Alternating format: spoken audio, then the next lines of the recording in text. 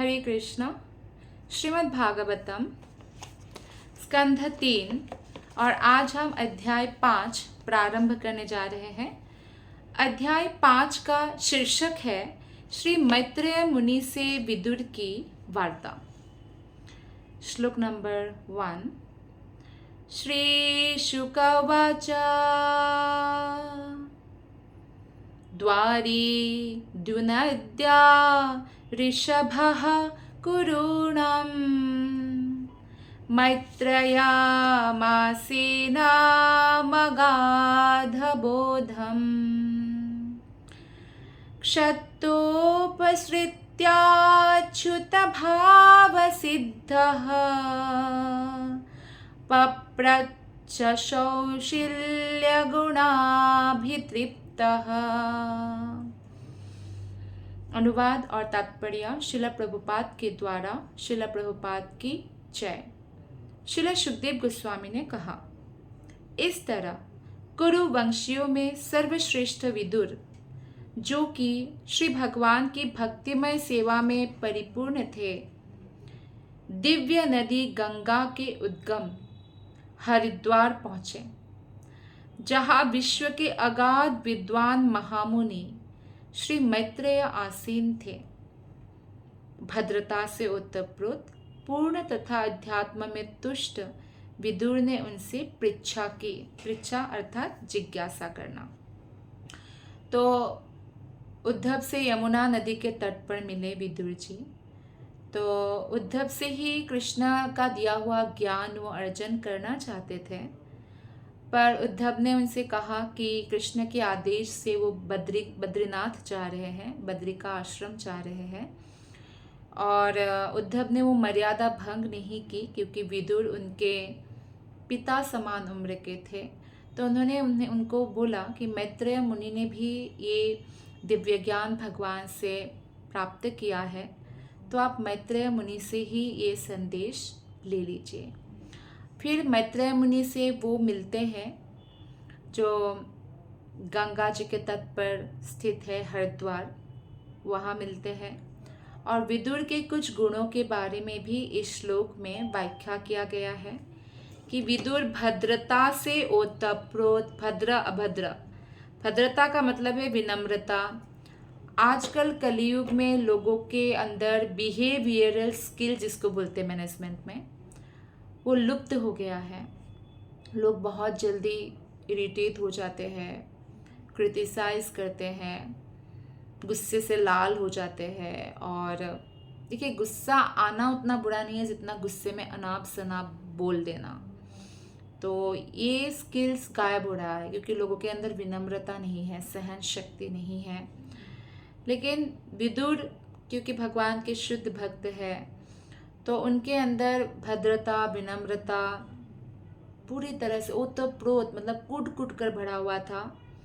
कोई भी सिचुएशन में वो अपने क्वालिटी को नहीं छोड़ते थे। आप देखिए कि किसी का भतीजा इतना बुरा बोले और उनको घर से निकल जाने के लिए बोले, एक प्रकार से उन्होंने कुत्ता बोल दिया था। और भी बहुत बुरा बुरा बोला उन्होंने। लेकिन विदुर ने कैसा रिएक्ट किया? कि वो रिएक्ट नहीं किया, उन्होंने रिस्पॉन्ड किया। वो भगवान की इच्छा समझकर तीर्थ यात्रा पर निकल गए, और आज इसी तीर्थ यात्रा में वो है। और इसी तीर्थ यात्रा के दौरान विदुर एक्चुअली मुक्त भी रहे उस एंग्जाइटी से कि रोज युद्ध में क्या हो रहा है, जो युद्ध का वार्ता मिलता है, इतने लोग मरे। युद्ध में क्या होता है, लोग मरते ही हैं, हजारों लोग मर रहे थे रोज। खुद भीष्म पितामह ही रोज 20,000 सेना मार रहे थे पांडवों का। तो ये सब सुनने से तो अच्छा है कि भगवान के धाम का दर्शन करने जाए, तीर्थ का दर्शन करें। तो अध्यात्म में पूरी तरह तुष्ट थे विदुर। उनकी मन की शांति कोई व्यक्ति भंग नहीं कर सकते थे, मान दे उनको, चाहे अपमान करे। तात्पर्य में श्रील प्रभुपाद जी बताते हैं, विदुर पहले से अच्युत भगवान कृष्ण की शुद्ध भक्तिमय सेवा के कारण परिपूर्ण थे। श्री भगवान तथा जीव स्वभावतः गुणात्मक दृष्टि से एक ही होते हैं, किंतु मात्रा की दृष्टि से भगवान बहुत विशाल है, हम बहुत क्षुद्र है। तो क्योंकि वो भगवान में ही निमग्न रहते थे, इसलिए किसी भी तरह का पतन होने की कोई संभावना नहीं थी। और ऐसी अवस्था को प्राप्त किया था उन्होंने भक्ति द्वारा, उस सिद्ध अवस्था को प्राप्त किया जिसको कहा जाता है अच्युत भाव सिद्ध। तो जीवन की इस अवस्था को प्राप्त करना बहुत ही कठिन है। तो विदुर लेकिन पहले से ही अच्युत भाव यानी कृष्ण भावना में स्थित थे, और इसीलिए वो वैध रूप से यानी विधि विधानों का पालन करते हुए कृष्ण की प्रेममय सेवा में निमग्न रहने के कारण उनका किसी भी तरह का दुख या अपमान उनका स्पर्श नहीं कर सकते थे, और अच्युत भाव सिद्ध अवस्था वो प्राप्त कर चुके थे। यानी भगवत भक्ति में लीन रहने वाला जो व्यक्ति होते हैं वो मुक्तात्मा बन जाते हैं, उनमें सारे प्रशंसनीय गुण प्रवेश कर जाते हैं। विद्वान ऋषि श्री मैत्रेय मुनि हरिद्वार में गंगा के तट पर एक एकांत स्थान में बैठे थे, और विदुर जो भगवान कृष्ण के पूर्ण भक्त थे और समस्त सद्गुणों से युक्त थे, वो जिज्ञासावश मैत्रेय मुनि के पास पहुँचे और पहुंचकर क्या कहते हैं, श्लोक नंबर 2, विदुरवाच सुखाय कर्माणि करोति लोको न तै सुखं वन्यदुपारमं वा विन्देत भूयास्ततैव दुःखं यदत्र युक्तं भगवान् वदेन्नः। विदुर ने कहा, हे महर्षि, इस संसार का हर व्यक्ति सुख प्राप्त करने हेतु सकाम कर्मों में प्रवृत्त होता है, किंतु उसे ना तो तृप्ति मिलती है ना ही उसके दुख में कोई कमी आती है। यानी हर व्यक्ति, कोई भी ये प्रार्थना तो करते नहीं है कि भगवान मुझे दुख दे दो, हर कोई यही प्रार्थना करते हैं कि भगवान मुझे सुख दे दो, सुख दे दो, सुख दे दो, मेरा ये कष्ट दूर करो, वो कष्ट दूर करो। और उसी तरह की कर्म वो करने के लिए प्रयत्नशील रहते हैं, लेकिन फिर भी ना उसको तृप्ति मिलती है ना उनके दुख में ही कोई कमी आती है। जितना दुख भुगतना होता है वो दुख भुगतते ही हैं। आगे बताते हैं विदुर जी, विपरीत इसके ऐसे कार्यों से उसके दुख में वृद्धि होती है। जब वो सुख के लिए इतना मेहनत करते रहते हैं, उसके मेहनत के दुख ही बहुत ज़्यादा होता है, और इससे रिलेटेड और दुख भी आता है, दुख में वृद्धि होती है। तो इसीलिए कृपा करके इसके विषय में हमारा मार्गदर्शन करें कि असली सुख के लिए कोई कैसे रहे, मतलब कैसा जीवन व्यतीत करे कि हमें असली सुख मिल जाए। ये विदुर का प्रश्न है मैत्रेय मुनि के लिए, और ये हमारा भी प्रश्न है। इसका उत्तर जिनको भी पता है और पता होने के बाद अगर उसको प्रैक्टिस करते हैं तो उनका जीवन धन्य धन्य हो जाता है। तो आइए देखते हैं आगे क्या होता है। विदुर ने श्री मैत्रेय मुनि से कुछ ऐसे सामान्य प्रश्न पूछे जो कि एक्चुअली समस्त जीवात्माओं के लिए पूछा उन्होंने।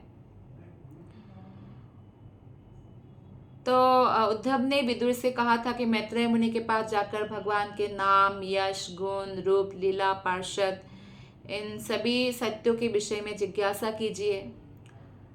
तो जब मैत्रेय मुनि के पास पहुंचे, विदुर को केवल भगवान के बारे में पूछना चाहिए था, किंतु स्वाभाविक विनयशीलतावश कि वो कितना विनम्र है, क्योंकि उनको तो असली सुख मालूम है किसमें है, वो ऑलरेडी उसमें स्थित है।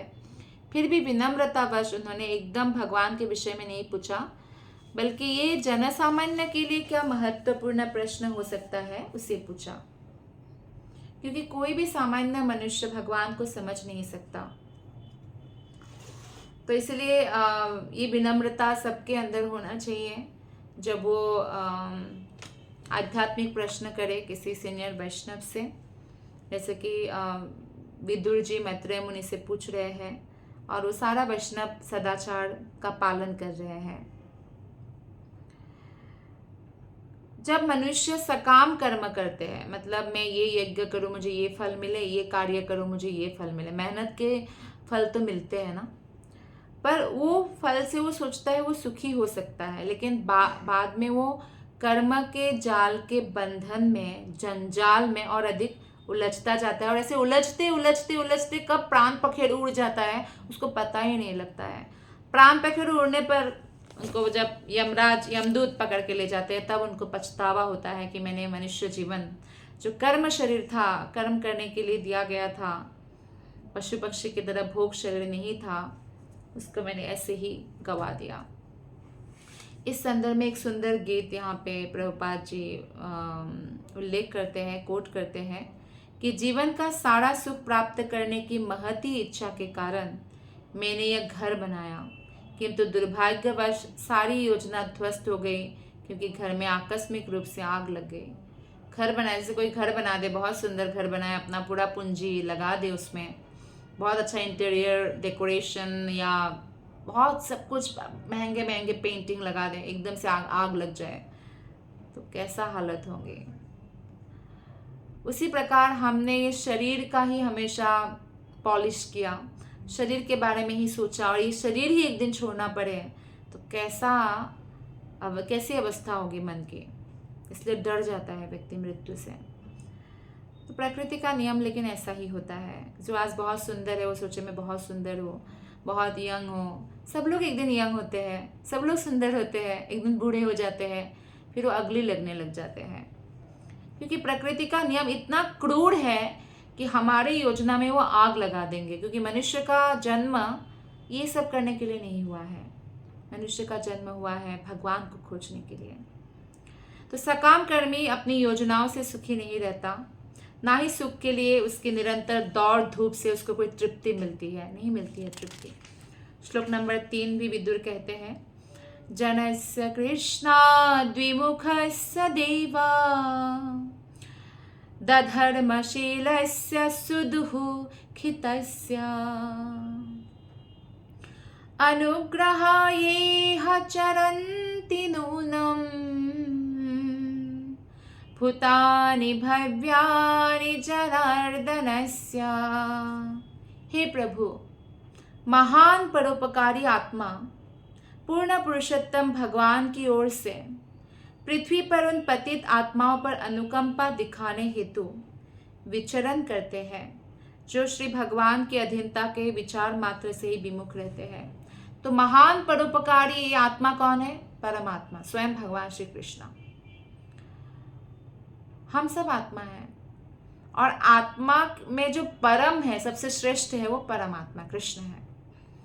तो क्यों इस धरातल पर आते हैं? उनका तो नित्य निवास है, गोलक वृंदावन धाम है, वैकुंठ लोक है, उनको इस धरातल पर आने की कोई आवश्यकता नहीं है।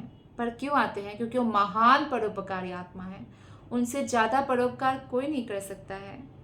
वो अनुकंपा दिखाने हेतु आते हैं, कृपा करने हेतु आते हैं, उन पापी आत्माओं का भी उद्धार करते हैं जो उनसे विमुख हो गया है। चैतन्य महाप्रभु स्वयं कृष्ण भक्त रूप में आने की आवश्यकता क्या है? कुछ इंटरनल रीजन है, कुछ एक्सटर्नल, लेकिन भगवान एक्चुअली समस्त आत्माओं के कल्याण के लिए ही तो आते हैं। कृष्ण के भक्ति में कितना मधुरता का है वो भी आस्वादन करना एक मुख्य कारण था। जो राधा रानी आस्वादन करती है कृष्ण से, वैसा ही आस्वादन राधा भाव में चैतन्य महाप्रभु करते हैं। लेकिन पतित आत्माओं पर उन्होंने कितना अनुकंपा दिखाया, पात्रता अपात्रता का विचार ही नहीं किया, सबको हरे कृष्ण महामंत्र प्रदान किया। तो परमेश्वर की इच्छाओं के प्रति आज्ञाकारी होना हर जीव की स्वाभाविक स्थिति है। लेकिन आसुरिक स्वभाव जब हम धारण कर लेते हैं तो हमें शास्त्र की बातें, भगवान के बारे में सुनना पढ़ना अच्छा नहीं लगता। लेकिन अगर हम आत्मा की मूल स्थिति में आ जाए तो हमारा स्वाभाविक स्थिति ही है कि हम भगवान की आज्ञा का पालन करें। जैसे कोई कंपनी है तो वहाँ पे बॉस की आज्ञा का पालन हर कोई करते हैं, ऑनर की आज्ञा का पालन हर कोई करते हैं। तो क्यों करते हैं? क्योंकि वो स्वाभाविक स्थिति है, उसका एनवायरनमेंट ऐसा है, नहीं तो निकाल दिए जाएंगे। लेकिन भगवान कृष्ण जो है वो हमारे मित्र हैं, वो हमें हर प्रकार से फैसिलिटी देंगे, तब भी खाना पीना रहना सब मिलता है, उनका ही है सारा राज्य। जब आसुरिक बन जाता है तो भी, क्योंकि भगवान चाहते हैं हम अपनी इच्छा से उनके पास आए। अपनी इच्छा से उनको प्रेम करें, क्योंकि प्रेम में ज़बरदस्ती तो नहीं हो सकता। किसी के सिर में पिस्तौल लगा के कि आप मुझसे प्रेम करो, क्या प्रेम हो जाएगा? नहीं होगा, अपने आप से आना पड़ेगा। ठीक उसी प्रकार से भगवान असुरों की तरह जबरदस्ती नहीं करते, जैसे हिरण्यकशिपु ने किया लोगों को कि मेरी पूजा करो, मैं भगवान हूँ, ऐसा नहीं करते। हमारे जो विगत दुष्कर्म होते हैं, कोई भी व्यक्ति उनका विगत जो दुष्कर्म होते हैं या पाप कार्य होता है, उसकी वजह से वो भगवान के प्रति श्रद्धा डेवलप नहीं कर पाते हैं और संसार के कष्ट भोगने के लिए तैयार है, पर भगवान के पास जाने के लिए तैयार नहीं है कि भगवत धाम जाना है, इसके प्रति कोई जागरूकता नहीं होती है। अतः श्री भगवान की दिव्य प्रेममय सेवा के अतिरिक्त कोई भी कार्य न्यूनाधिक परम इच्छा के विरुद्ध कार्य है। समस्त सकाम कर्म, अनुभवगम्य दर्शन तथा योग भगवान की अधीनता की भावना के न्यूनाधिक विरुद्ध होता है।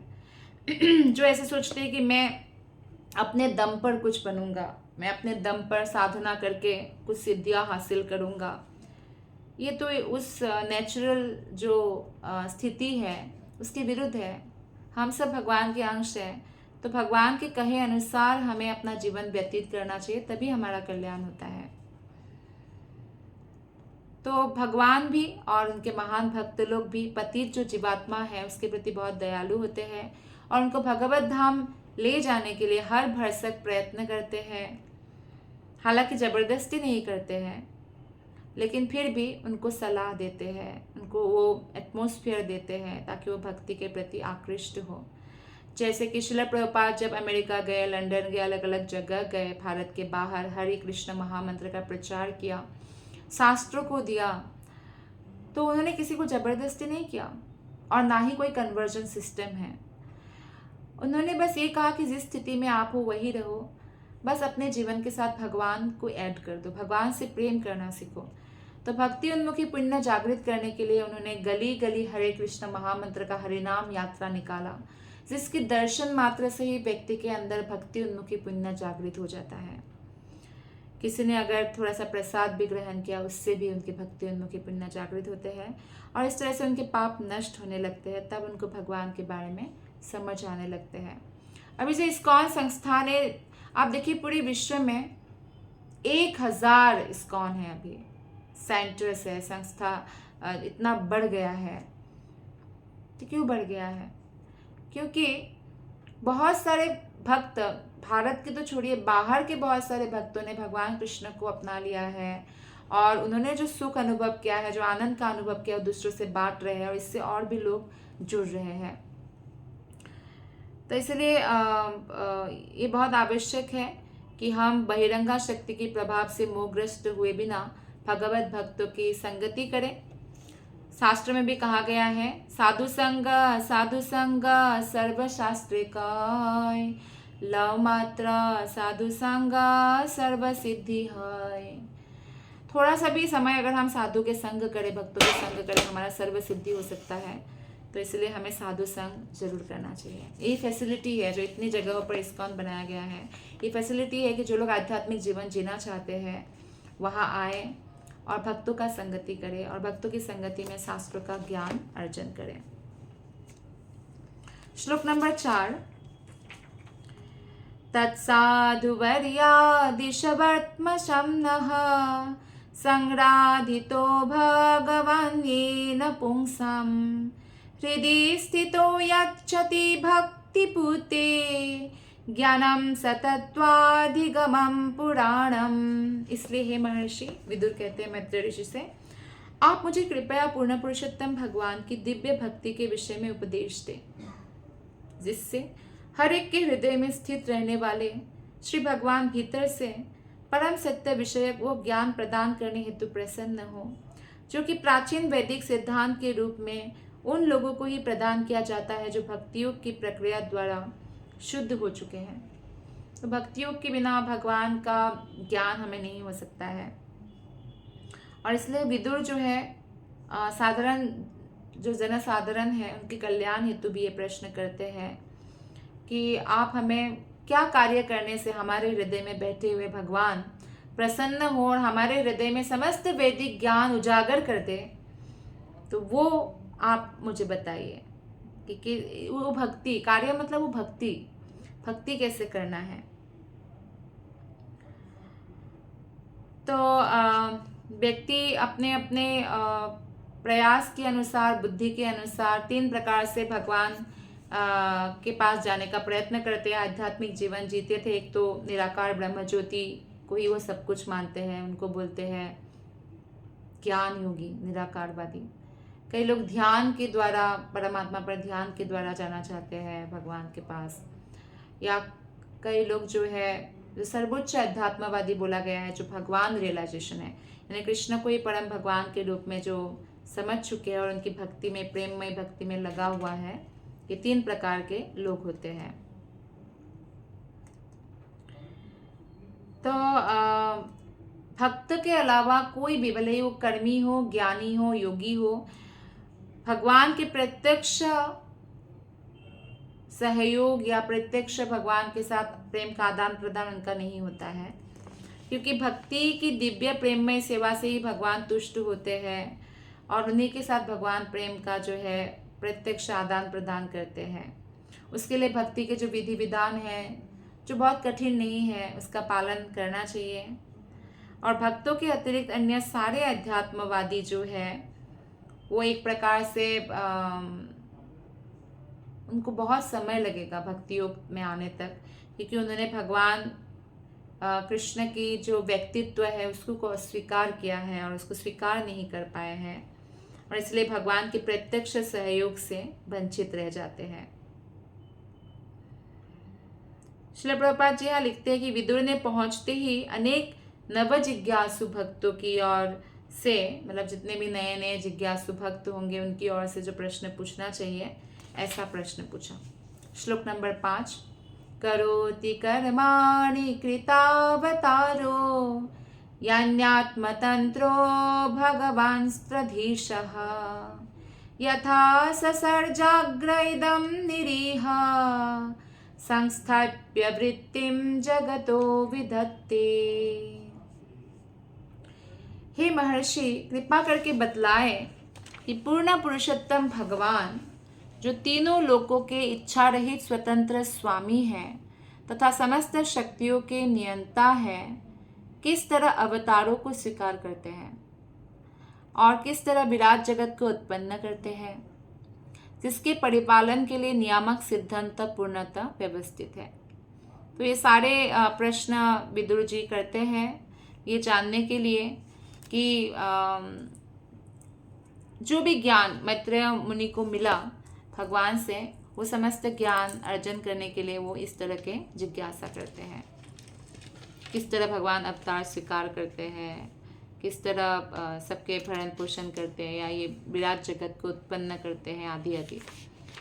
श्लोक नंबर 6 और 7, यथा पुनः स्वेख इदं निवेश्य शेते गुहायां सनिवृत्तवृत्तिः योगेश्वराधीश्वर एक एतत् अनुप्रविष्टो बहुधा यथासीत् क्रीडन् विधत्ते द्विजगोऽसुराणां क्षेमाय कर्मण्यवतारभेदे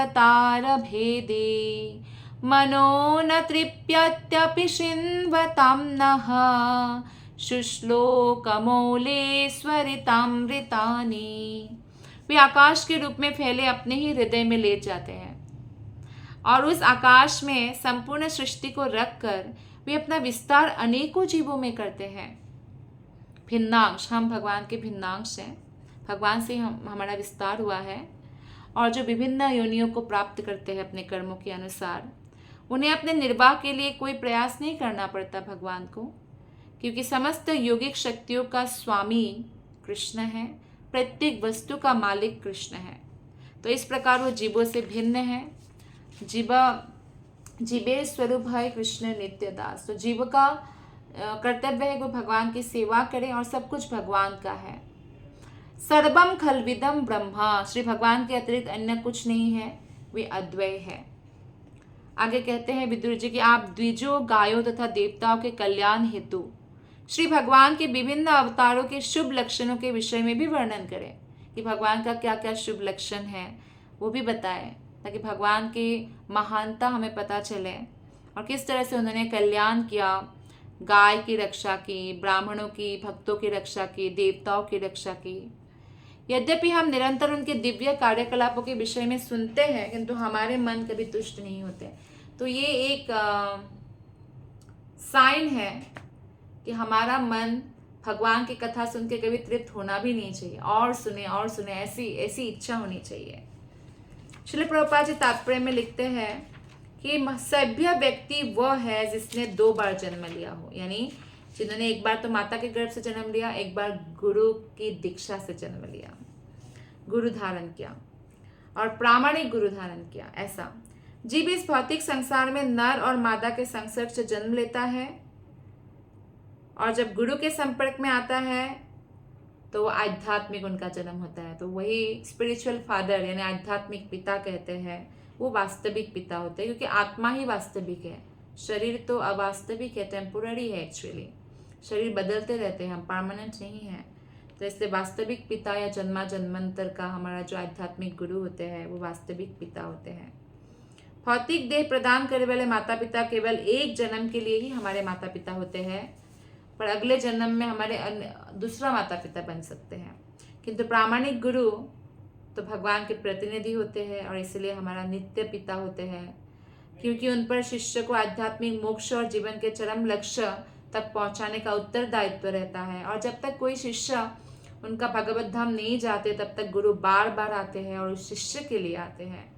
एक बार श्रील प्रभुपाद जी को उनके शिष्य ने पूछा, क्या मैं अगर भगवत धाम नहीं जाऊंगा तो आप फिर से बार आना पड़ेगा आपको भौतिक संसार में? तो प्रभुपाद ने कहा, ऐसा मत करो ना आप लोग कि मुझे बार बार आना पड़े, इतना अच्छा भक्ति करो कि इसी जन्म में भगवत धाम चले जाओ। तो मनुष्य शरीर को पूर्णता तक विकसित करने हेतु गाय जो है सबसे महत्वपूर्ण पशु है। गाय का जो दूध है वो इतना पवित्र माना जाता है शास्त्र में कि उससे हमारे जो ब्रेन के भी ऐसे टिश्यूज डेवलप होते हैं, तंतु विकसित होता है, जिससे हम आध्यात्मिक ज्ञान को समझ सके। गाय कृष्ण को अत्यंत प्रिय है। उसके उपरांत भी गाय में इसीलिए समस्त देवताओं का निवास है, गोबर में लक्ष्मी का निवास है, तो इसलिए गाय बहुत पूजनीय है। तो मनुष्य के मस्तिष्क के सूक्ष्मतर कोशिकाओं के विकास के लिए गाय का दूध विशेष रूप से आवश्यक होता है। प्रभुपाद बोलते हैं, जिससे मनुष्य दिव्य ज्ञान की जटिलताओं को समझ सके। यानी गाय का दूध, भैंस का या किसी और का नहीं, गाय का दूध हमें आध्यात्मिक चीजों को समझने में भी बहुत सहायक होते हैं। और उच्चतर लोकों में रहने वाले जो देवतागण हैं अथवा जीवात्मा जो है, मनुष्य से कहीं अधिक श्रेष्ठ होते हैं देवतागण, क्योंकि उनको वो देवता पद ही मिला है, क्योंकि वो भगवत भक्त होते हैं। श्री भगवान सभ्य मनुष्य, गाय और देवता इन सबको सुरक्षा प्रदान करने के लिए अवतरित होते रहते हैं। जैसे देवता लोगों को बलि महाराज ने सारा छीन लिया था, तो वामन अवतार से बलि महाराज से सब कुछ लेके इंद्र को दे दिया, है ना। प्रहलाद की रक्षा करने के लिए नरसिंह रूप से आए। और इस तरह से हम देखते हैं कि भगवान हमेशा जो है सुरक्षा प्रदान करते हैं।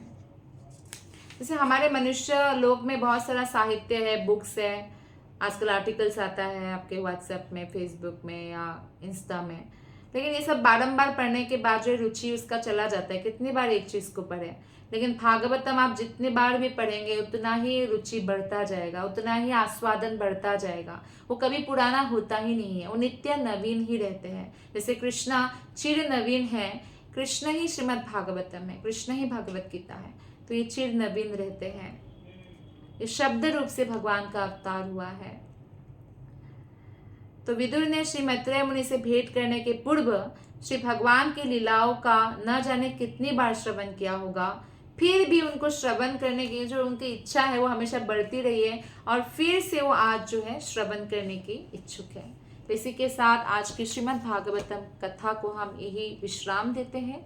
आप सबका बहुत बहुत धन्यवाद। हरे कृष्णा। ग्रंथराज श्रीमद् भागवतम की जय, श्रील प्रभुपाद की जय, गुरु महाराज की जय, आप सब वैष्णव भक्त वृंद की जय।